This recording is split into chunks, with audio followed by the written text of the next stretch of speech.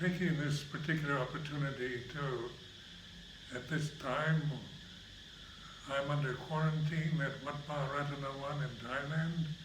I just came back from Bangkok, and everybody has to observe these new quarantine rules of 2 weeks when you come from one place to another.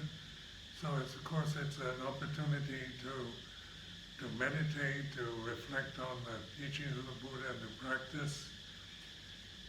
And recognizing the situation that the whole planet is in at this time, all societies are surrounded by the fear of death, fear of disease, and this sense of old age, sickness, and death becomes very conscious.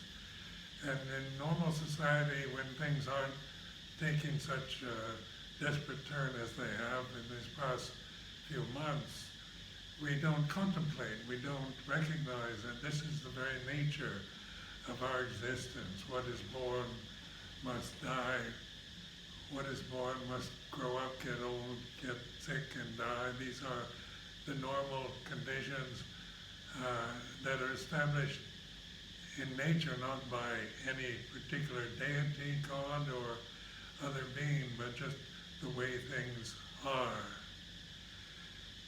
So it's important to recognize that in yourself, the anxiety, the fear, the resistance that comes from just the news that we receive through the media every day, the number of deaths and the spreading of the virus, which has become what they call a pandemic, which means it's worldwide rather than just confined to a particular place. And this is the first time that I remember where I've been exposed to this problem of a worldwide pandemic.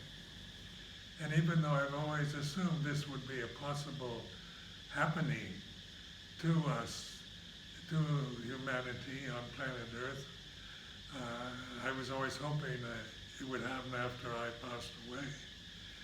But this is happening now, and of course I'm experiencing old age, and I have not the coronavirus, I'm not sick, I'm healthy, but also the news that we receive constantly is about sickness, getting sick and dying from illness. And there's so much confusion around who's to blame for this virus, whose fault is it, how we can take care of ourselves during this period of time. Some of it's very good advice. It's good to respect the voice of scientists and medical experts in regards to taking care of oneself, of relationship to others, keeping the proper distance, wearing face masks, etc. But also it is a wonderful opportunity to observe just how fear arises when we think just the word coronavirus. You know, it can strike that sense of fear. You can observe that sense of resistance, of not wanting this, being anxious about it, worried, frightened of it. It's like this. So it's opportunity for us all to be the witness to this, because the Dhamma, the teaching of the Buddha, is about the deathless. In the famous verse which I like to quote, Appamado Amantapadang, mindfulness is the path to the deathless. The deathless is the path that we're on. And the deathless isn't about our physical body living forever, because that is an impossibility. So we don't expect deathlessness from the body, from what we see, hear, smell, taste, touch, what we think, what we feel.